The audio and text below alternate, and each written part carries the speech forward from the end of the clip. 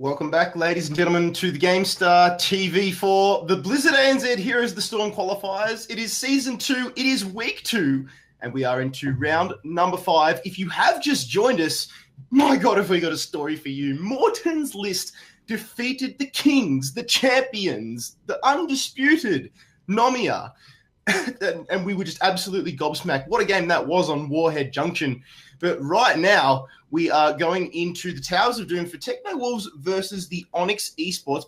But just before I pass you back over to Skinny and Vandy, there are a couple more little competitions that have been running around. There's not only the GameStar competition, ANZ Heroes are actually running a monthly open cup, which that is open to all teams of all skill levels. So get involved with that one too. That's where Nomia went up against Trump Sports, and Nomia, of course, they won that one. There's also the ESL qualifier for teams who failed to play first or second in the GameStar qualifiers or in the ESL qualifiers. That's what they're for. We're going to draw another skin after this raffle, after this game. So ! GS2Q into the chat if you haven't done so. One more Lucio bundle to give away, and the Ribbit skin. Hacky and Jim Jam are banned, so don't even bother. Everybody else, ! GS2Q. So back over to Skimmy and Vanny for the last time tonight on Towers of Doom for Techno Wolves and Onyx Esports. That's the way, Kit Fox. Yeah, let's close out the night with the final game. It's going to be Onyx up against Team Legion. We're on Towers of Doom, and I actually had a look at our last week's results, and it was Onyx Esports that did take the win against what was known as Team Legion, which is now transitioned into Techno Wolves. So with their positioning from last week, they both went, I tell a lie, Onyx went 1-3, Team Legion went 0-4, and then Onyx were the ones that beat Team Legion. So looking for a bit of revenge, looking for some change-ups, and it's going to all happen on Towers of the Doom, Vandy. I love Towers of Doom, Skimmy. It's a good map to end on. And I mean, we always were sort of complaining about how boring Warhead Junction was. It was a great showing from the match before. So if you're just watching it now, make sure you catch the VOD if you missed out. But it was great. So I love that we get to end it with Towers of Doom. And why I love this one so much is because it's the only map where you can't attack the core directly. It has to purely be done through capturing objectives. Yeah, I mean, you could almost, like I was saying before, that's like the hybrid of what Warhead Junction is, except you can destroy the structures and you can destroy it with nukes. So a bit of excitement. This one is nukes that you can't control, but still nukes nonetheless. And Ragnaros is the first one taken off the board. That's Onyx Esports deciding they want to have none of it. Techno Wolves currently hovering in the ETC ban, which is not a ban we have seen in an extremely long time. We didn't see a single one on stream last week. I don't believe we've seen a single one today as well. And they must just not like the ETC. They must know that ETC is such a playmaker, but it's not often that we see a ban slot being used on him. ETC can either perform very well or he can sort of fall flat on his face. It's more, he's such a staple and he's such a safe pick because he can do a lot of things well. But in saying that, as you said, they don't want anything to do with that, but that really leaves Dahaka on the board ready and open to be picked with. He's been sort of banned a lot tonight, Dahaka. Or Arthas as well was the next man that we've seen either, if he's not banned, instantly picked. So I wonder if that's the strategy in mind for Techno Wolves. They know that a tank is a high priority for the side of Onyx Esports, and by banning out ETC, force them down into the option of Arthas. But you'd almost question that Arthas was going to be picked anyway, to be quite frank. He's so strong anyway.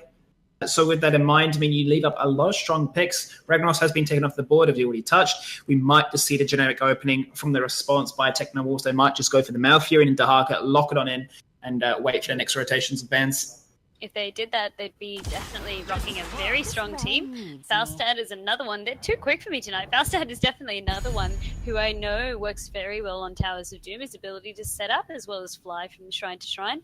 Flight is such a bonus to have on this map. It just gives you so much map presence. Once again, we always stress on globals, and it's because they really can be a game changer. As well as that Li Ming resets for days. She's got great team fight presence. Well, this is a case of them locking in double damage dealers so very early on. It just shows that's their priority, but it might be a comfort pick, but it also might just be a case of how they want to draft in terms of diversity. And that's going to be the response here from Onyx, is that they want to just pick up double tanks right off the bat, especially with ETC being taken out. That just means that if you don't have a big tanking pool, you're going to be quite limited with the options that you have to suffice really going into this next rotation of picks and bans. Now with that, to boot, Techno Wolves have got to consider what they want to take off the board. They didn't go for the Malfury when they had the option to, and as a result, to be a smart ban to take it off the board. Yeah, I'm really wondering what they're doing. They're bending out a lot of staples that they could perhaps leave up for themselves. But in saying that as well, with the Warriors out of their hands, they know that they're going to want to fill with a support or with more damage. So we're seeing a very strong lineup coming out of Onyx Esports right now. I'm waiting to see how Techno Wolves as well want to respond. Like you said, Steve, there's not very many tanks left out of the battle. They do still have Dahaka, mind you, who I said could be prioritized quite well in Towers of Doom, but they're in no rush to pick him, essentially. They can wait to use their last pick for their warrior, because if we're seeing 3 come up on Onyx Esports, that's being greedy, Skimmy. It kind of feels a bit like, as you were saying before there, Vandy, it feels a bit as if Techno Wolves are actually outdrafting themselves with these bans, because Mouth will be so strong. Lucio combined with what Onyx Esports already have is this, there's no way to really say it, but it's just cancerous. So... very, very strong. in that mindset, it's like taking off the ETC, got rid of the Mouth. Now they've banned out the Anubrak. They're doing such a strange choke on these sort of tanks that, well, where do you go now? Do you just pick up the Johanna and pray? Pray for Johanna. I do love Johanna. I'm not sure if that's what they want in this team comp. I mean, she's very strong, but she can be quieted quite well. And Greyman as well, he can shred her. If he does take Curse Bullet, it can shred her quite hard. But there we go, this Diablo. We haven't seen a lot of Diablo recently. And a lot of that has to do with just Muradin coming back into play, Arthur's getting changed, and now being prioritized. Diablo's still strong, except we normally see him perhaps if there's an ETC on the board. So maybe that's why they banned out the ETC. They were always going to pick Diablo. Potentially. Diablo, I mean, bear in mind, he is extremely strong as of late, with the exception of how the meta has changed and the tanks have evolved. But big talking point is Oriel was locked in. Lucio's still available. I mean, the reasoning behind that would be the fact of Lucio combined with Arthas, you're sped up, they're slowed down.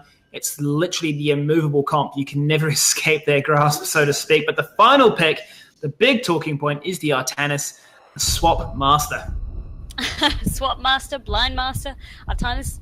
He's really, really strong, Skimmy, but we just haven't seen a lot of him, I guess, because there's better picks on the board. As the meta sort of shifts, people just sort of change the way they want to play the game. It's not to say that they're bad, it's just how you're going to use them. So that's what we're going to see coming out from Diablo Artanis. From this, I'm very interested in this draft. It's definitely gone against how I thought they would draft. So I want to see how Techno Wolves are going to play it. Yeah, I think if we take 2 team compositions at face value, it would look as if Onyx Esports have taken this one out. Like we mentioned before, Onyx were the team to beat this side last week, and they both went rather similar in the standings for week number 1. And this is how we're going to culminate week number 2, a trade of the Giants in the lower end of the bracket. We'll see how it comes down to Towers of Doom, which hopefully is just as chaotic as the game that we had on Warhead Junction.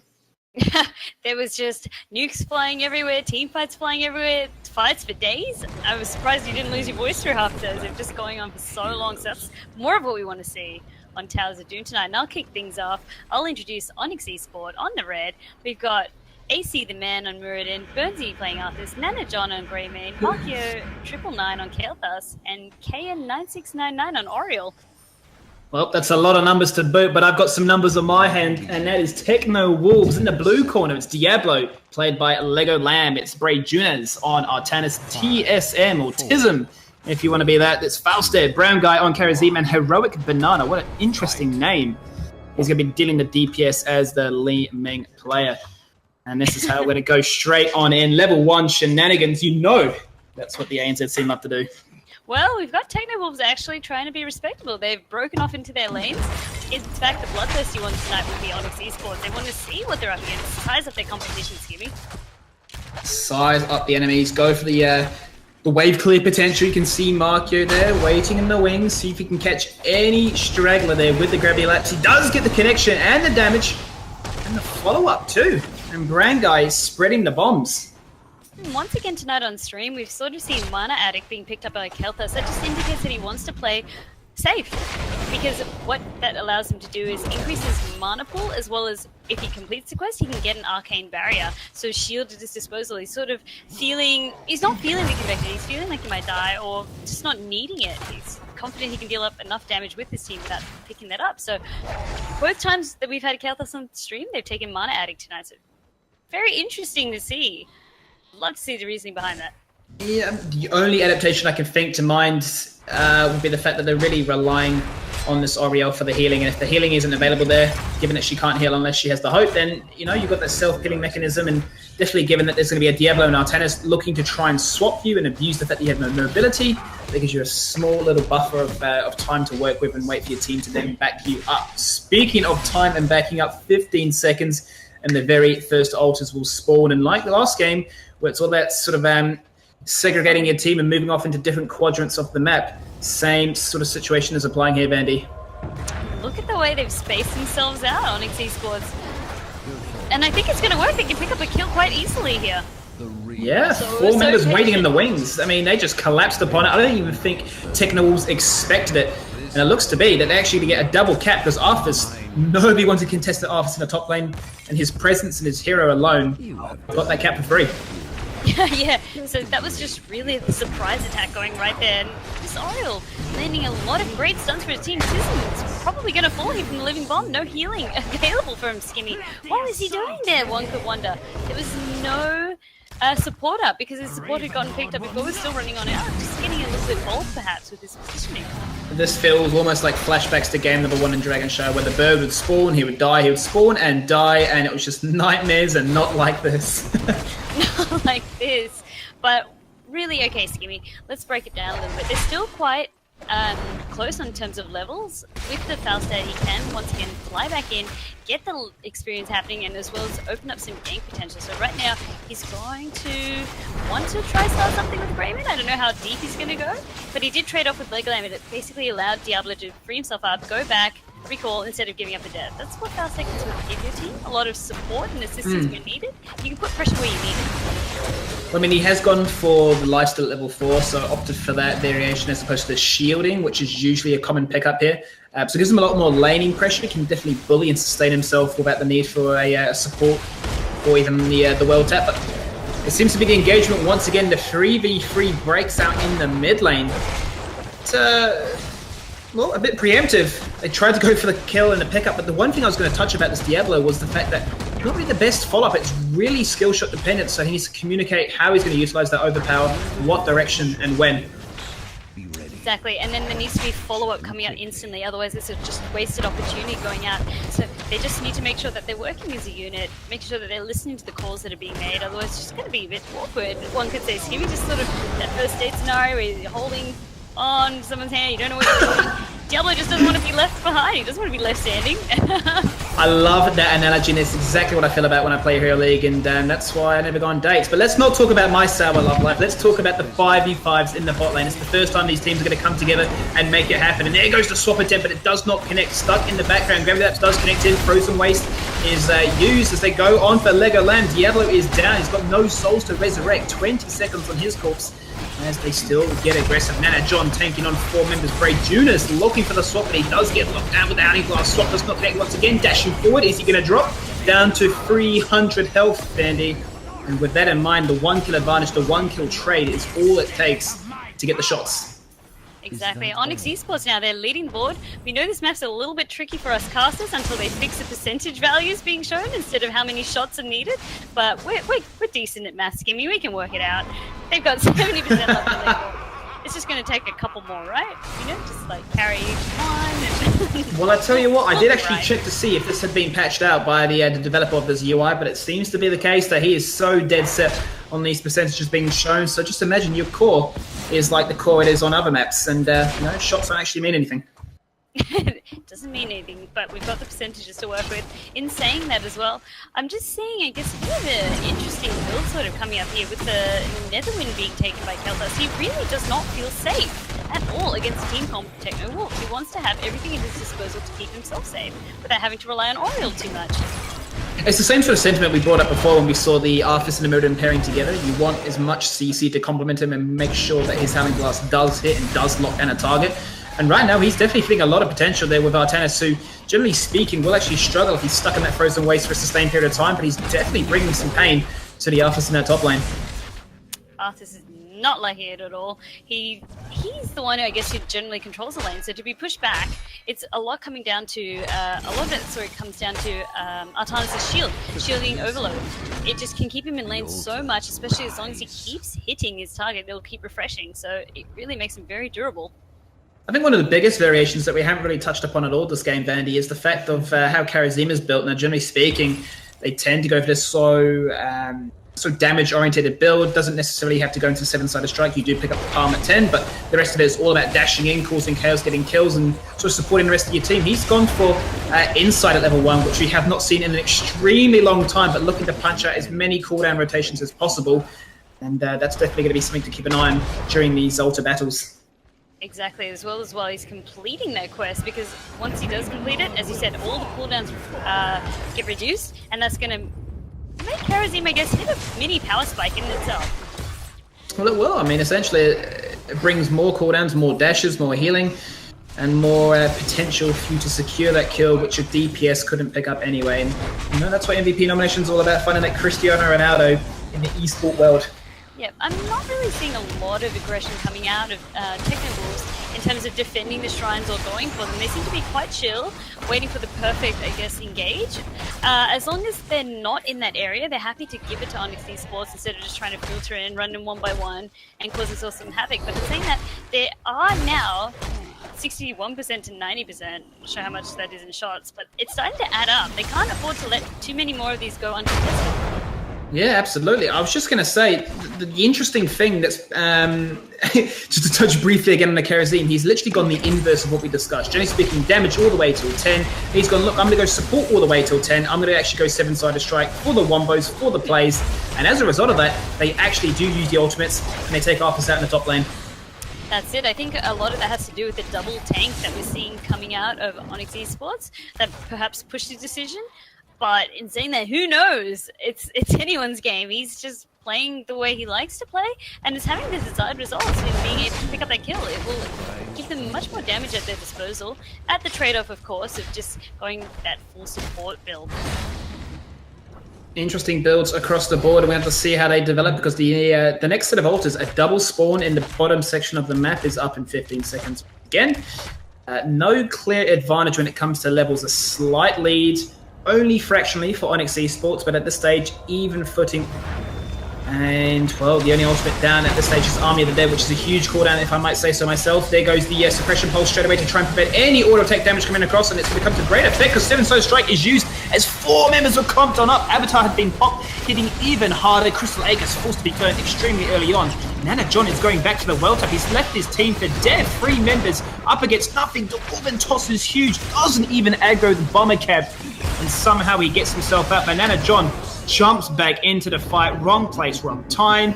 And, well, KN there on the Oriel just has to watch as his comrade dies. Lega Lamp being such a bully. While all of that was happening, he was making sure that he stayed in that bottom lane, made sure that he was bullying whoever was first. I believe it might have been Muradin in the bottom lane. I wasn't able to see too clearly, but all I know is that Legoland made sure that he stood his ground enough so for his team to win the team fight and secure both shrines. That's what we want to see. Techno Wolves, they've hit, I guess, a point where they feel comfortable fighting and they've fought the fight and they've won it. So good on them. Yeah, they did actually a great job there of coordinating the skill shots. Like I was mentioning before, it's all about Diablo setting up for the team to then follow up with. And as a result there, you can see that the collision was there. In fact, Leeming has gone for this Arcane Orb heavy build looking for the poke, but had they stayed a little bit too long, Tennis does get picked out. 7-sided strike used as a deterrent, and the Arcane Orb from the Heroic Banana, love the name, does come across there. With that in mind, a small little power spike, as we're touching on, has been acquired. Do get level 13 as a result. Yep, they've got their talons, but it was short-lived because we've got Onyx Esports hot in their tails. They did also manage to capture their camp, but at the loss of a life. I'm not sure if it was so worth, because Onyx Esports actually has a lot of clear with that Kael'thas that's coming out. They've got a lot of damage on their side, so really that camp, they could have dealt with that. They were just being too aggressive there, Techno Wolves, and overstaying their welcome. So here's the trade-off here. This is the shot calling from Onyx Esports. Since we don't have a global, we're not going to respond to this Fausted in the top lane. Let's go for the invade. Let's pick up this bomber camp. Let's deny it from their team. Doesn't matter if it doesn't actually get any value, but let's prevent them from snowballing this lead any further. They do finally send up Arthas to the top lane to respond. But, you know, this is going to be the next big one, Vandy. 3 more altars to pick away. We saw last time this happened, Onyx Esports doing a bit of a collapse strategy, folding in and taking out members for free, and I'm sure Techno Wolves will rise up to it this time. Techno Wolves, then, they don't want to get caught out this time, Skimmy. They know what's up, and they're going to position accordingly. In saying that, though, Techno Wolves also have the Falstad at their disposal, whereas Onyx Esports doesn't. That's, I guess, the biggest difference we can see in both teams. So I want to see whether they're going to send Falstad off for some displacement, but he had to use Flare to get back in lane. That's the only thing. Well, they've actually tried to deploy the exact same strategy. We said it might happen, and they actually do commit to it. They tried to leave Arthas on his own, and hey, look, I'm Arthas, I have the presence of my own to just zone out free members. He actually is doing a great job so far. I made a dead pop at the very last second to keep himself alive, but it is going to be Greyman that's used. And the one that's taken out first, Apoc, hitting onto free members. Gust for great measure that you can make sure they don't get away, but they do somehow, Bandit. Do they 20 health on Oriel? Somehow, some way, despite everything being chucked at them, Onyx Esports just walk out. They live to fight another day, but in saying that, I'm so proud of Techno Wolves. Once again, let's commend them, seeing how well they were at making sure that their heroic ultimates were being done in a synergistic way. They weren't doubling up at all. It was the Apocalypse went out, the Gust went out, and then the Seven Side, like, they're all waiting for each other for their cue to chime in. And that's something that you get through, I guess, a lot of experience with playing with each other as a team and just listening to each other. So it's good to see them acting as a well-oiled machine. A well-oiled machine that took a full advantage of that as a result. They have 16 now, making a stretch on towards the bottom lane. Try and get some bell towers, amplify the shots 50-50 in terms of percentage, but we know that means 20 shots apiece. We can do that math off the top of our heads. I'm sure you would be worried if we could not. Now, I'd be worried. Well, I would be too. I'm sure it's the case now. Onyx Esports leveling out that difference, making sure they hit level 16.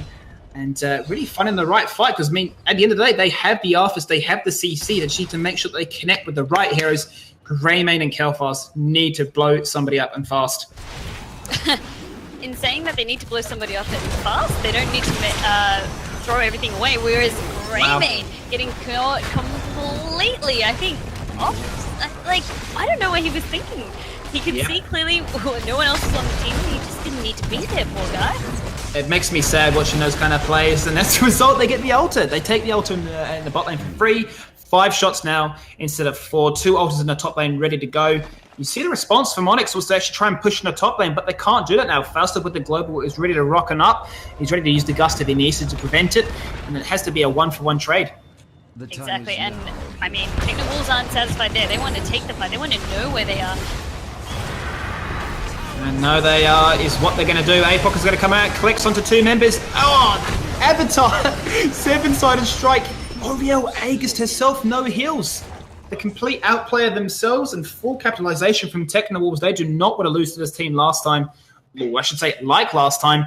43-43. Boss is now going to go for it as well. And these are 3 shots if you've ever seen them.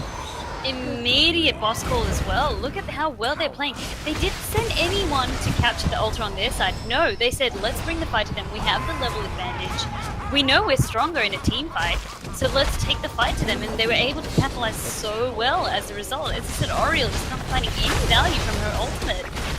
And they're going to be in a whole world of pain because they're taking down another temple. Well, that's it. They picked up the bell tower. Yeah, they picked up the bell tower in the top-hand side. They're playing the proactive game, right? So they're forcing Onyx Esports to chase around the map, clear out the bell towers, catch on up. Right now, they're behind. They really are behind, and they're struggling now because they want to take back what's theirs. But in saying that, they just don't have the presence to. They're just running around the map. But here we go. There's an engage coming out. As the engage, like we said before, is going to go straight on towards the tanks. They're going to go for the 7-sided strike if they can. Gust was used very early on to prevent that from actually coming through. Murden dropping on, down, followed by Greymane. What can he do? Armin dead. Are there enough charges to keep him sustained up? Heroic Banana jumping into the fray. You just paid the price there. Trying to chauffeur. I'm not too sure what that was. Wow. Nobody even jumped on that. Lucky performance there. Almost a little bit greedy, but get away with it, Vandy. You really can, and I think with Heroic Banana feeling all the power coming out from Li Ming, sometimes he can just get a little bit carried away. He has gone the ore build, and also notable, last cannon, so that's when you sort of feel very safe as Li Ming. You sacrifice some health, but you gain a lot of spell power. It's almost that dirty deal with the devil right there. But I was gonna laugh at the I was just going to say, to interrupt your point, I was going to laugh at the glass cannon because you're versing a grey man, right? And he's looking to jump on you and kill you. And it's like, hey, look, I have less health. I'm even more of an attractive target I know. It's just the confidence coming out right there. Just if you feel confident enough to take it, I guess your team is doing something right. Doing something right is what's happening now. Level 20 has been hit by Techno Wolves to try and close on out this game. One altar to seal the deal. Burns, you're going to go for the channel, but that's not going to happen. Suppression poles burn extremely early on. They're going to go for the tanks. This seems to be the common denominator. Take out the tanks so you can take them out so quickly. Tism is gone, but the APOC is UG. Every single member, they're going for it. They're jumping on in. Stuns coming across. AC, the man, can he sustain himself? Army the Dead is surely making that happen, but Ali Glass is good. Nana John jumps in, but the dust comes out. Aegis is perfect, but it is Merlin that drops away. Damage is coming across the board. They just cannot keep up with that. Oriel is not the support for the job. Arcane, ooh, hitting so damn hard, Vandy. This is brutal. That's the orb build they had. The further you are away, you're actually doing yourself a disservice by running away because it's just going to do more damage. It's a natural thing to do, but you don't want to. And like you said, Oriel's just struggling to keep everyone topped up. She's got the burst heal, yes, but she has to wait for that herb to regenerate. Once it's gone, that's all she's got in her tanks. It's a bloodbath after that. And Li Ming just waiting for that all-important reset. You can see she wasn't killing anyone until the first reset happened. It's that domino effect. Very strong coming up by Li Ming. And as long as basically all Onyx Esports needs to do, I know this sounds easy on paper, but all they need to do is just not die in the team fight. They don't need to lose a team member. They can turn the fight on their heads, but they're just running out of steam in doing so. And with that, they've got all 3 bell towers. Well, they had all 3 bell towers. For a fraction of a second, yeah, completely denied at the very last second. But I think if we talk about how both teams are playing this, it just seems the execution from Techno Wolves is just that much higher. And they're coming away with the wins, and you can see as a result of the level 20 power spike, they took full advantage of it. But you know, it's all to play for now. 8% left on the core here for Onyx Esports. If they can mount a win now, this is when it's going to happen. There we go, straight away with the Army of the Dead. Suppression pulse is being used, followed by the 7-sided strike, trying to blow down the tanks as last time. Avatar finding great effect. APOC is going to come out. It does. 2 people this time. Burns is going to get locked away, but a huge shield coming out there. Shield of Hope onto all 5 members. Gust locking all 5 away. Pushed against the back of the wall. They have got them low this time. Techno Wolves actually having to finally back away. AC, the man, just cannot find the stun. And thankfully for Techno Wolves, because the bell tower was in their favour, that was what saved them there. That was great damage coming out from Kalthus. And those living bombs were doing so much damage. This is kind of the fights that they need, where they can put Techno Wolves back on, I guess, even fighting grounds. But there's not a lot more time that they have at their disposal, because all Techno Wolves need to do is capture 1 more altar in order to get those all-important shots to end the game. But this is when it's all going to come into play now. Phoenix is available. Aegis is up and ready to go. Same for 7-sided strike, and they use it straight off the bat. Here we go. Li Ming just having fun. Shield of Hope burnt a little bit too late. Was it on cooldown? We'll have to find out. But Nana John is going to try and dive in, try and get a kill on Heroic Banana. It just runs out of steam. He just cannot seem to get in Hope. And it is Oriel who uses the Aegis now. Unlucky. Arcane all coming in, smacking him in the face. And the Gust is to say, look, Kalthus, you're not going to join this party. We're going to claim the victory. GGs have been called out. The bombs are dropping. And that is week number 2 coming to a conclusion. Oh, well played by both teams. Skimmy, as you said, the execution was definitely there for Techno Wolves. They played such a close game. And really, they were working so well as a team. We kept commending them on how they were making sure they were each waiting. They weren't overstepping each other, I guess, when ultimates were coming down. They each waited their turn and did what they needed to do. It was very well executed, very well played. Very well played indeed. And I want to talk about a few things. First of all, I want to talk about the Diablo. For me, that was a star performance, right? The APOC always getting massive value and allowing the rest of the team to follow up. You always see the APOC and the 7-sided strike finding the most value on that team. And it really allowed them just to burst through tanks. She's scared of an Artanis. Well, hey, let's get scared of an Arthas. But hey, I've got a 7-sided strike, so it doesn't even matter. For me, Diablo had to be the MVP. But what about yourself? Oh, I was also thinking Diablo as well. Skimmy, Lega Lamb, he was playing it so well. Being there where his team needed to be. There was none of that awkward first date scenarios that we were joking about. his team definitely followed up when they needed to, and they played so well. And Brown Guy on Karazim, yeah, his 7-sided strike was definitely the right call. It was doing so much damage. At one point, I was pressing tab so I could see how much damage, and the fact that he stayed on par with Legolam, who's a warrior, was pretty impressive. So it was the right call to make there. But yep, MVP to Legolam. Well, there you go. That closes us out for week number 2 with Legoland picking up the nomination for the final game. And, well, that does it from myself, Skimmy, as well as Vandy. We're going to pass you back to Kit Fox for the final time of the night, but I hope you've enjoyed yourself, and I hope you picked up some skins as well. Thank you very much, Skimmy and Vanny, for not just that game, but all of the games tonight. Just going to recap the results that were on stream. In Game 1 on Dragonshire, Leighton Hewitt Fan Club defeated PogChamp. Game number 2 was on Cursed Hollow, which saw Nomiya take down Trump Sports. Braxis Holdout was game number 3, where Morton's List defeated Citywalk. And then, game number 4 on Warhead Junction. The people demanded it, we delivered. Morton's List versus Nomiya. Morton's List picking up a win over the current champions, MVP to Sashin for that game for his Illidan play. And you just saw Towers Doom with the Techno Wolves versus the Onyx Esports. So congratulations to all the victors tonight. We are going to draw the Lucio skin and Ribbit, the Lucio Hero and Ribbit skin bundle, thanks to Blizzard ANZ. This is the second one we're giving away tonight, and Hacky and Jim Jam are ineligible. That is a competitive ruling for the remainder of the night. So while that happens, we're just going to thank the sponsors quickly. Thanks to Blizzard ANZ for the skins and swag that they've put on. Split Media Labs, Challenge, XSplit, and Player.me, and Plantronics, the official headset sponsor of GameStar. So while our producer rattles the cage behind the scenes, the raffle is going to close in the Twitch chat now. Another 48 viewers. Congratulations to Wolfbode, who has netted themselves a Lucio Hero and Ribbit skin, thanks to Blizzard ANZ. If you haven't done so already, give everybody a follow on Twitter at GameStar and all the casters. We'd love you for it. And, of course, Blizzard ANZ for all the news and updates. Looking forward to seeing you in the same place, same time next week, ladies and gentlemen, right here on GameStar TV. We have got a lot more Heroes of the Storm coming your way. Big thanks to everybody involved. Crisis, the producer. Skimmy, the play-by-play caster. Vandy, the analyst.